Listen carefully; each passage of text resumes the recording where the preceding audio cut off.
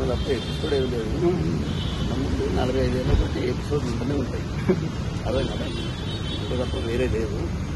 వారు కొత్తగా వచ్చింది కాబట్టి ముందు వచ్చింది కాబట్టి.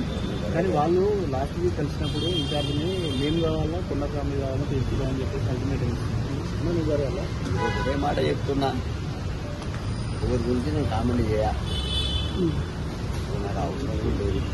నా ఎంత ప్రజలు ఉన్నారు, దేవుడిని వెళ్ళిపోవడం వాడి కదా ప్రజలు అది తెచ్చుకున్నది వాళ్ళు తప్ప నేను కాదు.